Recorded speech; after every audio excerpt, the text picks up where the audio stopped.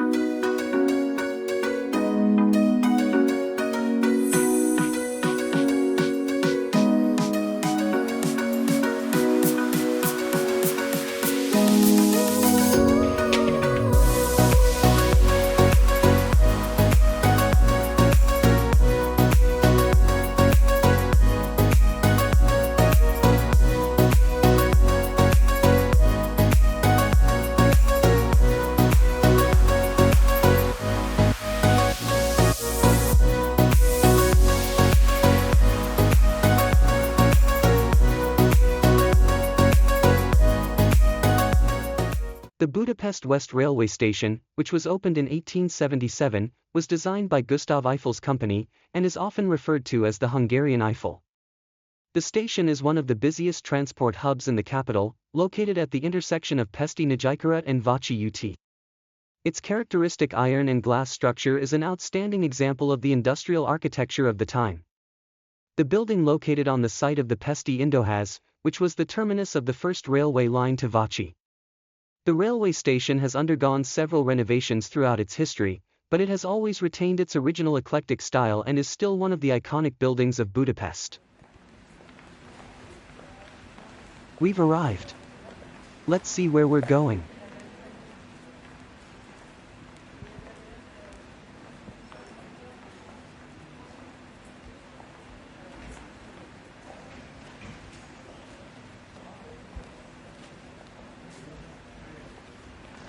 We've arrived.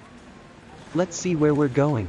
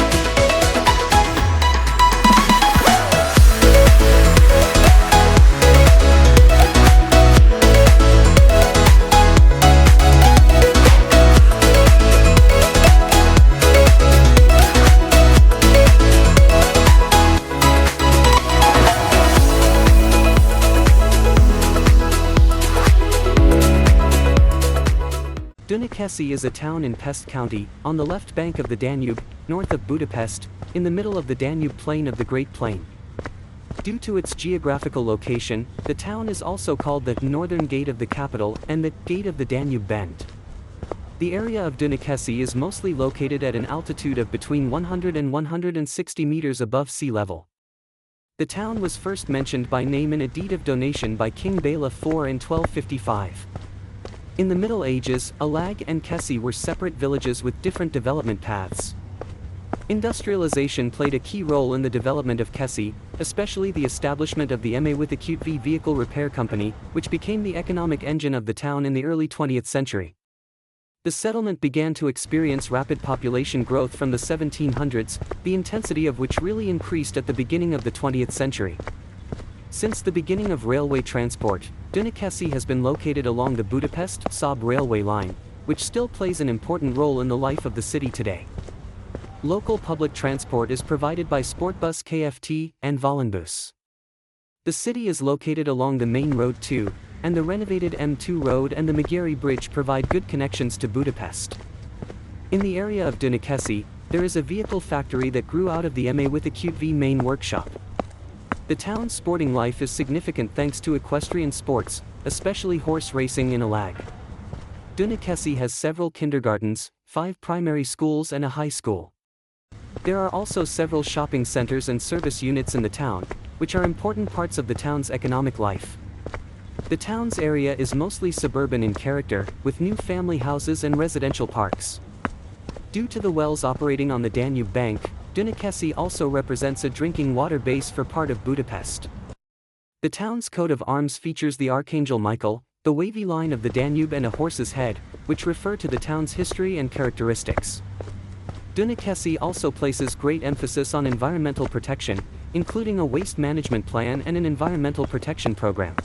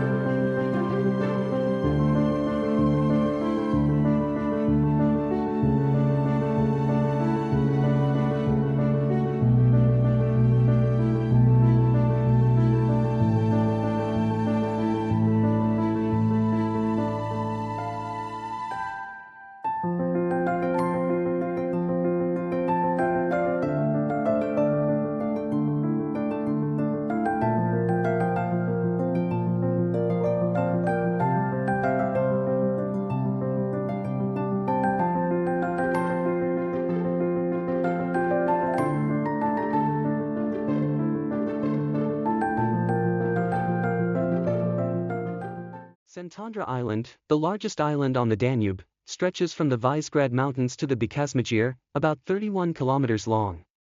The island was already inhabited in Roman times, as evidenced by numerous archaeological finds, such as the remains of Roman watchtowers. In the Middle Ages, the area was also considered an important strategic point during the Tatar invasions and the Turkish conquests.